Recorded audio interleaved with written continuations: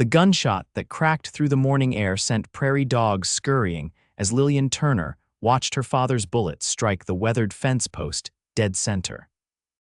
Ezekiel Turner lowered his smoking Colt, his weathered face a mask of stubborn pride as he turned to his 20-year-old daughter with eyes as hard as the Montana winter. "No man will ever be good enough for my Lily," he declared, holstering his weapon with practiced ease. "Not in this lifetime."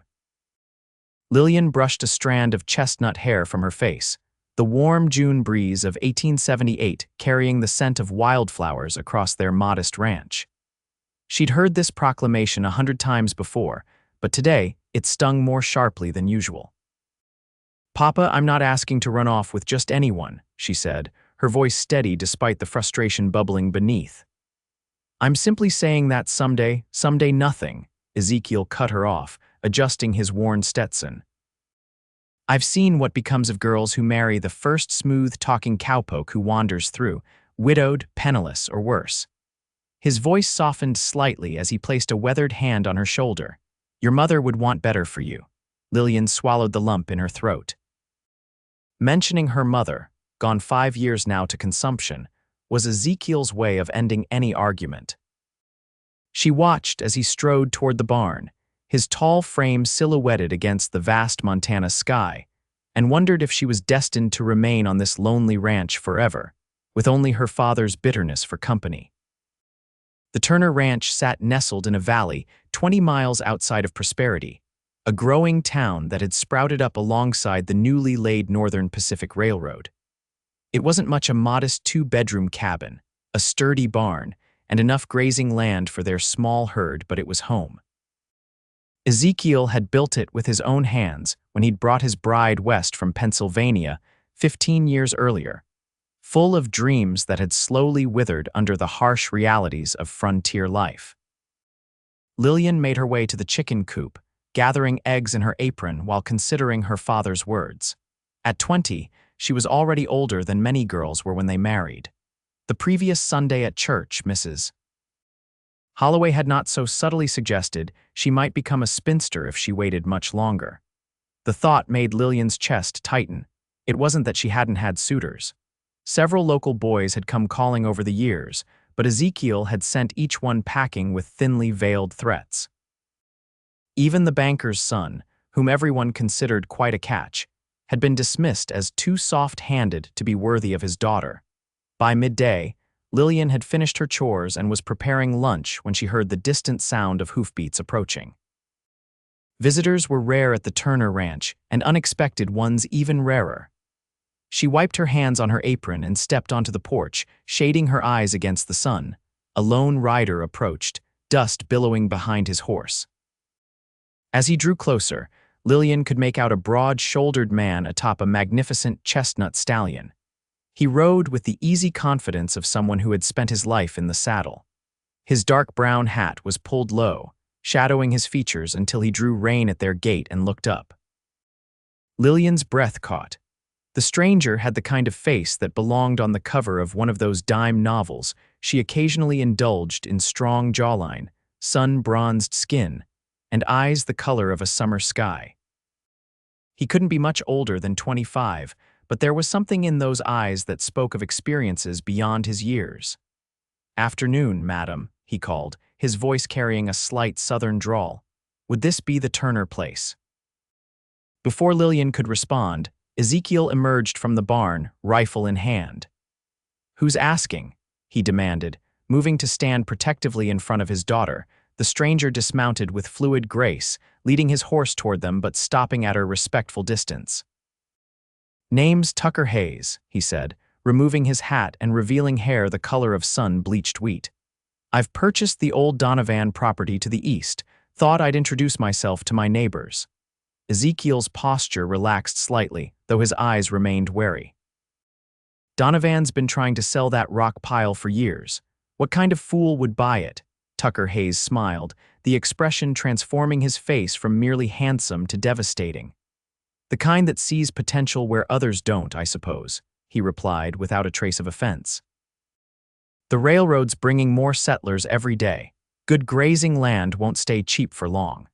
Lillian watched the exchange with fascination, Most men wilted under her father's scrutiny, but this stranger seemed completely at ease. There was something both disarming and magnetic about his presence. "Well, Mr. Hayes," Ezekiel said after a moment, "I reckon I can spare a few minutes for a new neighbor. Lily, fetch some coffee." Inside the cabin, Lillian's hands trembled slightly as she prepared the coffee. Through the window, she could see her father and Tucker Hayes deep in conversation. The stranger gestured toward the distant mountains, and to her surprise, her father nodded thoughtfully. It had been ages since she'd seen Ezekiel converse so civilly with another man. When she brought the coffee out to the porch, Tucker Hayes stood and thanked her with a smile that sent an unexpected warmth through her chest. Their fingers brushed as she handed him the cup, and Lillian felt a jolt that had nothing to do with the hot liquid. "Miss Turner was just telling me you run this place mostly yourselves," Tucker said, turning to Ezekiel. "That's mighty impressive." "We manage," Ezekiel replied gruffly, but Lillian could see he was pleased by the acknowledgement. "Lily here's worth more than any hired hand." Got her mother's spirit and twice the sense. It was the closest thing to a compliment her father had given her in months, and Lillian felt her cheeks flush with pleasure. The conversation drifted to cattle prices, water rights, and the coming railroad expansion. Lillian found herself drawn to Tucker's voice the way it dropped lower when he spoke of his family back in Texas, the passion that infused it when he described his plans for the Donovan property. "I'm hoping to establish a horse breeding operation," he explained. "The Army's always in need of good mounts, and with the railroad, I could ship as far as Denver or St. Louis." "Ambitious," Ezekiel commented, but there was a note of respect in his voice. As the afternoon shadows lengthened, Tucker rose to leave. "I've taken enough of your time," he said, placing his hat back on his head. "But I hope I might call again sometime. I could use some advice from a man who's made a success in this valley." It was a masterful bit of flattery, but Lillian could tell it was sincere. To her surprise, her father nodded. "Sunday after church would be acceptable. We usually have a cold dinner." Tucker's smile was like sunrise breaking over the mountains. "I'd be honored," he said, tipping his hat to Lillian. "Miss Turner, it's been a genuine pleasure." As they watched him ride away, Lillian sensed something had shifted in her father. "He seems capable," Ezekiel said finally, which from him was high praise indeed. "Yes," Lillian agreed, trying to keep her voice neutral despite the inexplicable excitement bubbling within her. "He certainly does." The days before Sunday crawled by with excruciating slowness. Lillian found herself putting extra care into her appearance that morning, pinning her hair in a style she'd seen in a magazine from back east, and wearing her best dress, a sky-blue calico that her mother had said brought out her eyes. Ezekiel raised an eyebrow at her efforts, but said nothing as they rode into town for services. The small white church was Prosperity's pride, its spire visible for miles across the valley. Inside, Lillian found herself scanning the pews for a particular wheat blonde head. Tucker arrived just as Reverend Simmons was preparing to begin, slipping into a seat near the back. He wore a clean black suit that emphasized the breadth of his shoulders, his hair neatly combed beneath his Sunday hat. When his eyes found Lillian across the congregation, he offered a small smile that made her heart flutter traitorously beneath her corseted ribs. After the service, as the congregation spilled out into the churchyard to socialize, Tucker made his way toward them through the crowd, stopping occasionally to introduce himself to other townspeople. Lillian watched with interest as he navigated these interactions with easy charm, shaking hands and tipping his hat to the ladies. Mrs. Holloway sidled up beside Lillian, her sharp eyes missing nothing. My, she murmured. "Who is that fine specimen?" "Our new neighbor," Lillian replied, trying to sound casual. "He's purchased the old Donovan place." "Is that so?" Mrs. Holloway's eyebrows rose significantly. "Well, perhaps you won't be needing those spinsterhood lessons after all." Before Lillian could formulate a suitably cutting response, Tucker reached them. Up close, she could see a small scar above his right eyebrow, a tiny imperfection that somehow made him even more appealing. "Miss Turner," he greeted her, his eyes warming. "You look lovely today." "Thank you, Mr. Hayes," she replied, suddenly aware of several curious gazes directed their way. In a small town like Prosperity, any interaction between an eligible young woman and a handsome newcomer was fodder for gossip. Ezekiel appeared at her side, effectively ending the moment. "Hayes," he said with a nod. "Still planning to join us?" "Wouldn't miss it, sir," Tucker replied earnestly. The ride back to the ranch was filled with an anticipatory silence. Lillian found herself wondering what Tucker would think of their modest home in the harsh light of day. The cabin was clean but simple, the furnishings practical rather than decorative. Her mother's touches embroidered cushions, a collection of pressed wildflowers. The faded curtains Lillian had never had the heart to replace were the only real softness in a home built for survival rather than comfort. She needn't have worried. When Tucker arrived an hour later, he dismounted and looked around with genuine appreciation. "You've got a fine place here, Mr. Turner," he said. "Land with good bones." Over cold chicken and biscuits, Tucker regaled them with stories of his journey north from Texas, the cattle drive he'd joined to earn extra money, and the characters he'd met along the way. He spoke with humor but without exaggeration, and even Ezekiel found himself chuckling at the tale of a greenhorn cowboy who'd mistaken a skunk for a peculiar cat. "What brought you all the way to Montana?" Lillian asked, fascinated by the glimpses of a world beyond her valley. A shadow passed briefly over Tucker's face. "After the war, things changed in Texas. My father didn't come back, and my mother remarried a few years later." He paused, choosing his words carefully.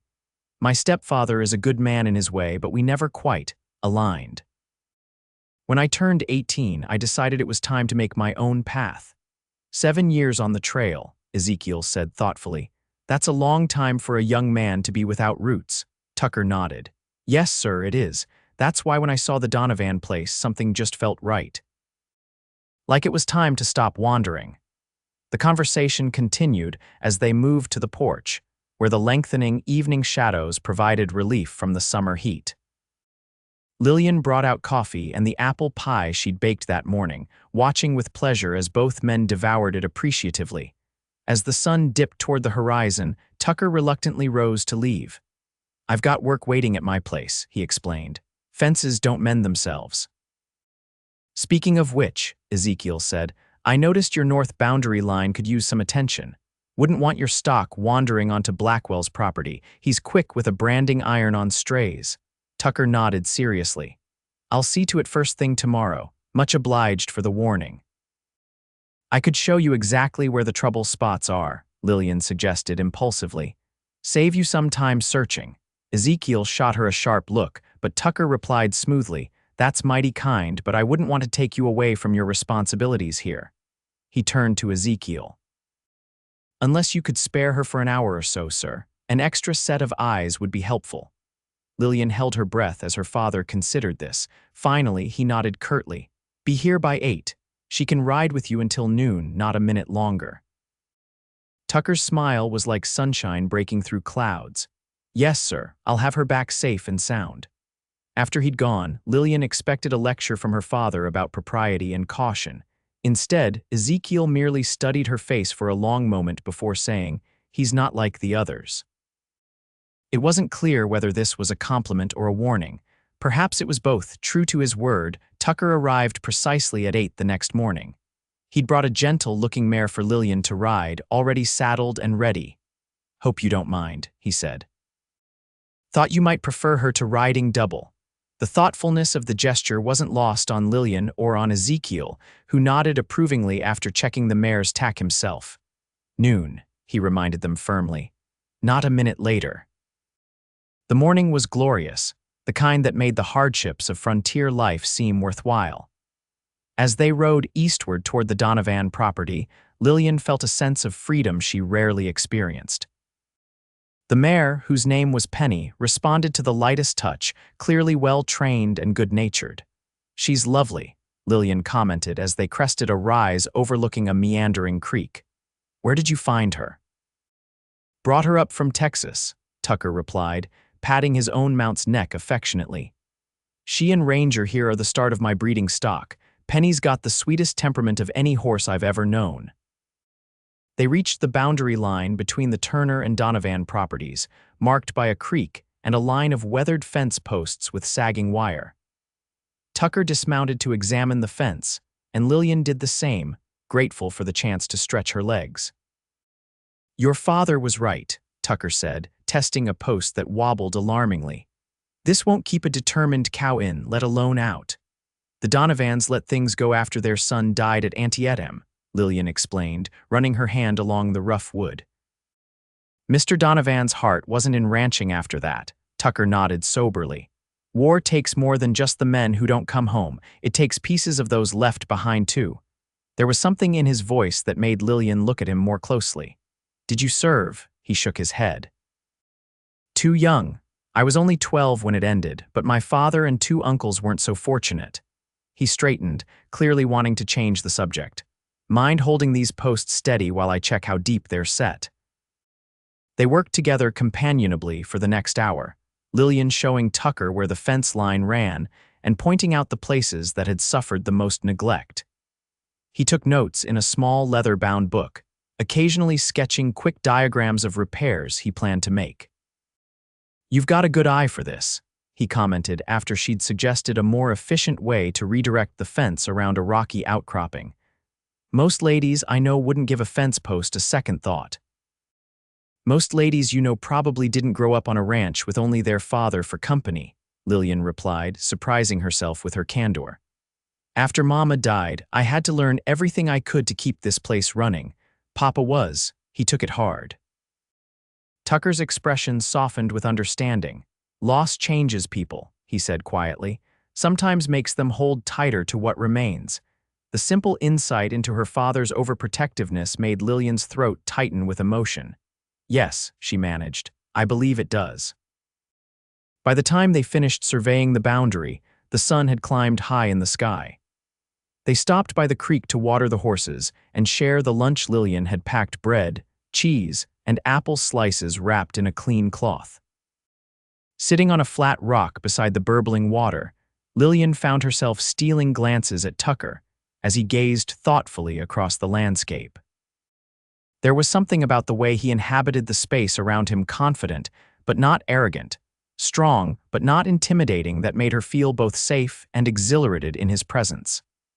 "Penny seems to like you," Tucker observed as the mare nuzzled Lillian's shoulder hopefully.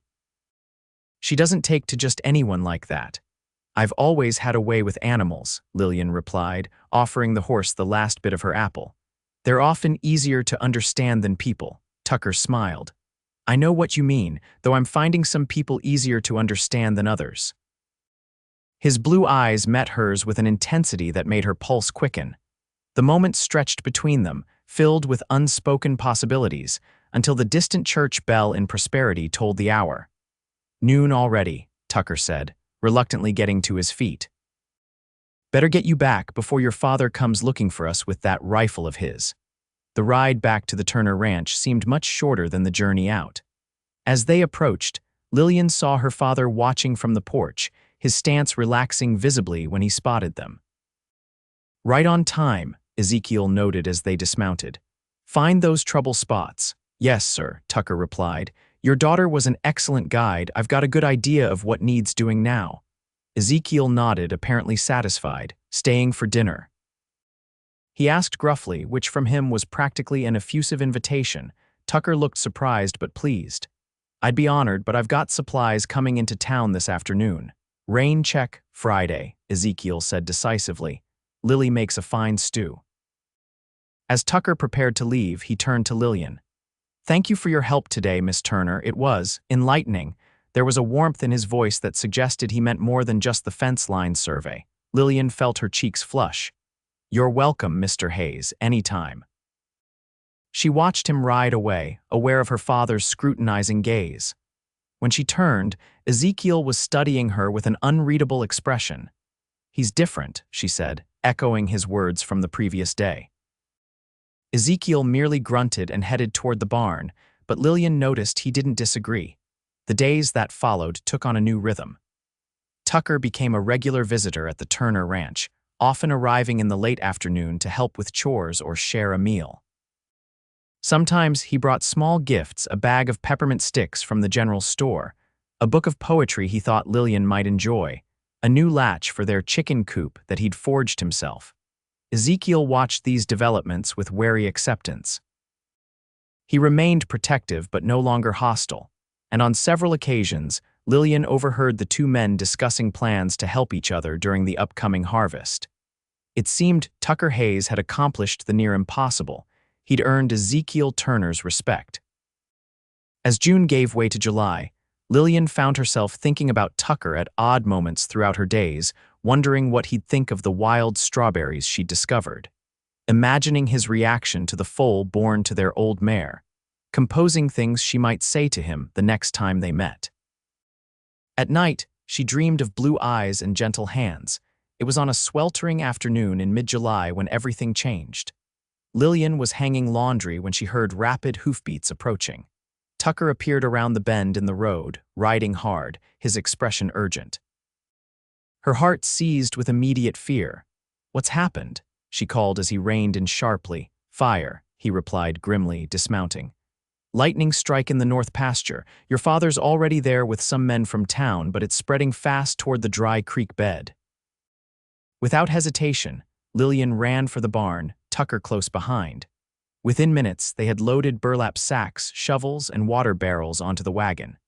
Lillian changed quickly into her oldest dress and boots, tying her hair back securely under a kerchief. Tucker raised an eyebrow when she emerged ready for battle. "You should stay here," he said, though he didn't sound convinced of his own words. "It's dangerous out there." "This is my home," Lillian replied firmly. "I won't sit idle while it burns." The determination in her eyes must have convinced him. With a nod, he helped her onto the wagon seat and took up the reins. The scene that greeted them was nightmarish. Flames licked across the dry grass of the north pasture, sending plumes of black smoke into the cloudless sky. A line of men, neighbors, and townspeople who had responded to the alarm fought desperately to contain the blaze, beating at the edges with wet sacks and digging fire breaks with shovels. Lillian spotted her father directing efforts near the eastern edge, his face streaked with soot, his shirt soaked with sweat. When he saw her, he started forward with a thunderous expression, but a sudden flare-up diverted his attention back to the pressing danger. For the next several hours, Lillian worked alongside Tucker and the others, her world narrowing to the rhythm of beat, douse, retreat as they fought to save the pasture land that was the Turner Ranch's lifeblood. The heat was brutal, the smoke choking, but she refused to falter. At one point, separated from Tucker in the chaos, Lillian found herself alone when a shift in the wind sent flames racing toward her. Before she could retreat, strong arms yanked her backward, and she found herself pressed against Tucker's chest as fire roared through the space she had just occupied. "Too close," he muttered, his voice rough with smoke and fear. His arms tightened around her for a brief moment before he released her, eyes scanning her face. "You all right?" The concern in his eyes made her heart swell even as she nodded breathlessly. There was no time for more as they rejoined the fight, but something had shifted between them, an unspoken acknowledgement of feelings that had been building since that first day on her porch. By sunset, the worst was over. The fire had been contained, though at significant cost. Nearly a quarter of the north pasture was charred ruin, and everyone who had fought the blaze was exhausted, smoke-stained, and sporting minor burns and blisters. As the neighbors dispersed to their own homes, Lillian, Ezekiel, and Tucker surveyed the damage in the fading light. "Could have been worse," Ezekiel said finally, his voice hoarse. "Much worse if not for the quick response." He turned to Tucker with grudging gratitude. "You rode for help as soon as you spotted the smoke, saved a lot of grazing land." Tucker shook his head modestly. "Any neighbor would have done the same. Not all neighbors would have worked as hard to save another man's land," Ezekiel countered, then glanced at his daughter. "And not many would have protected my Lily the way you did." So he had seen that moment amid the flames. Lillian felt her face warm despite her exhaustion. "She's worth protecting, sir," Tucker said quietly, his eyes meeting Lillian's with an intensity that took her breath away. A long silence followed as Ezekiel studied the young man standing before him, covered in soot and sweat, unwavering under his scrutiny. "Come back to the house," Ezekiel said finally. You'll stay with us tonight, too dark to ride back to your place now. It was as close to acceptance as Ezekiel Turner had ever offered a man where his daughter was concerned. The significance wasn't lost on any of them. Back at the cabin, Lillian heated water for washing while Ezekiel and Tucker tended to the horses. Her arms ached, her lungs still burned from the smoke, and a blister was forming on her palm, but a curious lightness had taken root in her chest. The danger had revealed something both to her and, perhaps more importantly, to her father. After a simple meal of cold ham and bread, none of them had the energy for proper cooking. Ezekiel surprised them both by bringing out a bottle of whiskey he kept for medicinal purposes. He poured 3 small measures and raised his glass. "To neighbors," he said gruffly. "And to land worth fighting for." They drank in silence, the fiery liquid soothing throats raw from smoke and shouting. Ezekiel drained his glass and set it down with finality. "I'm for bed," he announced. "Dawn comes early, fire or no fire." He paused at the door to his bedroom, looking back at Tucker with an unreadable expression. "There's clean bedding in the trunk by the hearth. You can make up a pallet in here." When he had gone, closing his door firmly behind him, Lillian and Tucker found themselves alone in the main room, lit only by the soft glow of the oil lamp and the dying embers in the fireplace. "Your father's a good man," Tucker said quietly, rolling his empty glass between his palms. "Stern but good-hearted underneath it all," Lillian smiled tiredly. "He is, though I sometimes wonder if anyone but you would have seen past his gruffness." "I recognized something familiar in him," Tucker admitted. "That need to protect what's precious to you, even if it means keeping it close held." His eyes met hers across the table. "My own father was the same way before he left for the war, fierce in his love." "Is that what it is?" Lillian asked softly. "Love," Tucker set his glass down carefully. "I believe so," he said, and they both knew he wasn't just talking about Ezekiel anymore. The moment stretched between them, filled with possibility and the weight of unspoken feelings. Finally, Tucker cleared his throat. "I should let you rest," he said, rising from his chair. "It's been a long day," Lillian nodded, suddenly shy despite everything they'd been through together. "Good night, Tucker." "Good night, Lillian," he replied, using her full name for the first time. The sound of it in his voice sent a pleasant shiver down her spine. She retreated to her small bedroom, aware of him moving quietly in the main room, preparing his makeshift bed. Despite her exhaustion, sleep was slow to come as her mind replayed moments from the day Tucker's arms pulling her from danger. The look in his eyes when he'd said she was worth protecting. The quiet intensity of "I believe so" when they'd spoken of love. The next morning dawned clear and bright, as if the previous day's fire had been nothing but a bad dream. Lillian rose early, her body protesting every movement, to find Tucker already awake and outside, splitting wood for the cookstove. "You don't have to do that," she said, stepping onto the porch. "You must be as sore as I am." He straightened, wiping his brow with his sleeve. "Thought it was the least I could do for the hospitality." His smile turned rueful as he rolled his shoulders. "Though I will admit, every muscle is complaining this morning." Ezekiel emerged from the barn, carrying a milk pail. "Hayes," he called. "A word." Lillian watched nervously as Tucker set down the axe and walked over to her father. The two men stood in conversation for several minutes, too far away for her to hear their words. Tucker's posture was respectful but not subservient, his head nodding occasionally as Ezekiel spoke. Finally, they shook hands, a firm, man-to-man grip that made Lillian's heart leap with hope. When Tucker turned back toward the house, his expression was solemn, but his eyes shone with something that looked remarkably like joy. Over breakfast, neither man mentioned their conversation, though Lillian caught them exchanging significant glances several times. By mid-morning, Tucker was preparing to leave, his horse saddled and waiting by the gate. "I've got a lot of work waiting at my place," he explained, "but I wondered if you might both come to dinner at my cabin this Sunday after church. It's not much to look at yet, but I've made some improvements." Ezekiel nodded.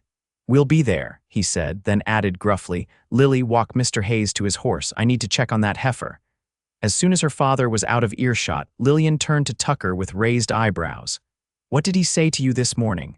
Tucker's smile was slow and warm. He said a lot of things, about responsibility and intentions and the importance of being worthy of precious things. That sounds like Papa, Lillian murmured, her heart beginning to race. And what did you say? They had reached his horse, but Tucker made no move to mount. Instead, he took her hands gently in his, mindful of her blistered palm. I told him that from the first moment I saw you on that porch, something in my soul recognized something in yours, he said quietly. That I came to Montana looking for land but found something far more valuable. That if he would permit me, I would spend every day of my life trying to be worthy of his daughter. Lillian's breath caught.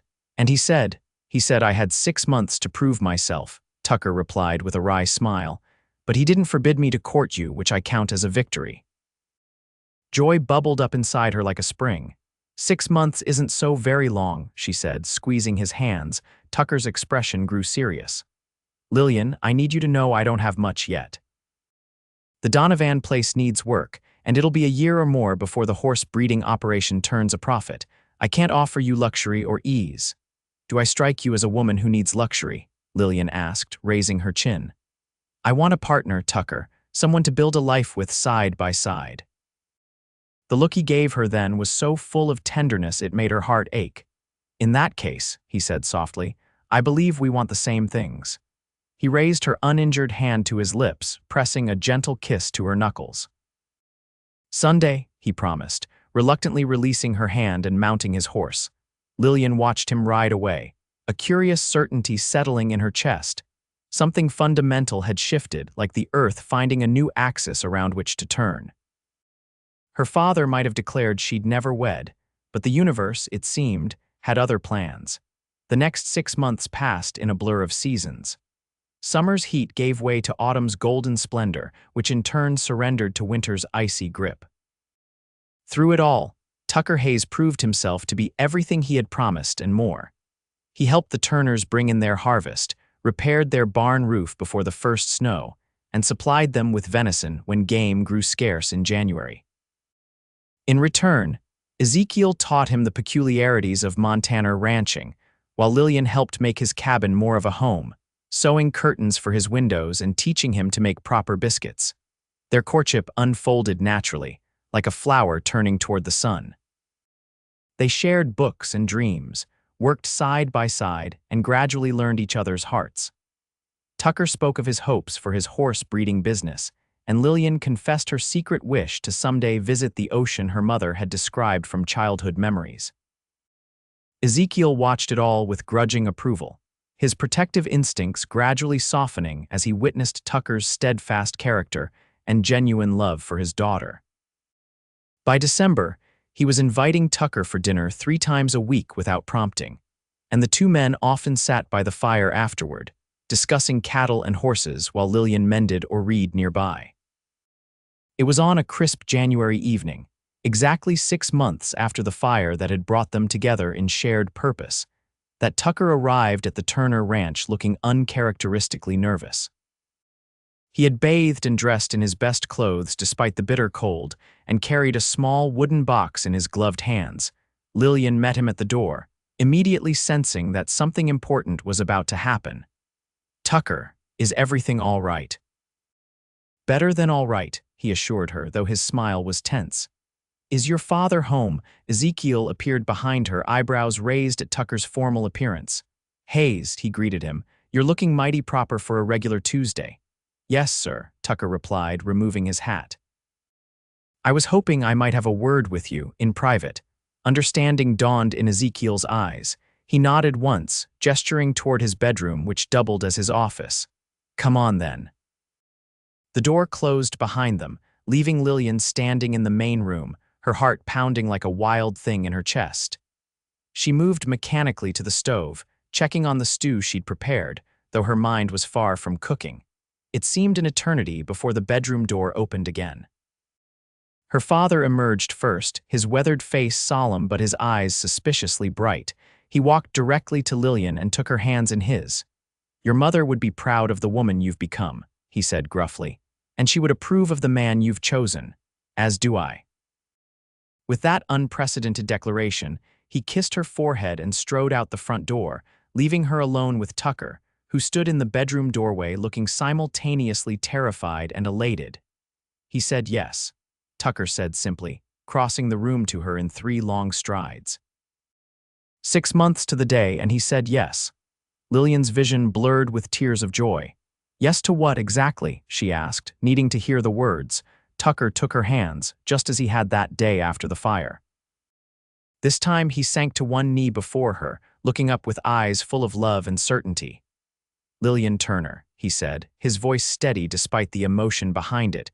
From the moment I rode onto your land, something in me recognized its home, not in the place but in you. He opened the wooden box to reveal a delicate gold ring with a small pearl set in its center. I love you with everything I am and everything I hope to become. Would you do me the extraordinary honor of becoming my wife? Yes, Lillian whispered, then louder. Yes, Tucker Hayes, I will marry you. He slipped the ring onto her finger, a perfect fit, and rose to his feet, gathering her in his arms. When their lips met for the first time, it felt like coming home after a long journey, like finding something precious that had been missing without her even knowing it. Outside, snowflakes began to fall, dusting the world in white. Inside, warmed by love and the promise of a shared future, Lillian and Tucker didn't notice.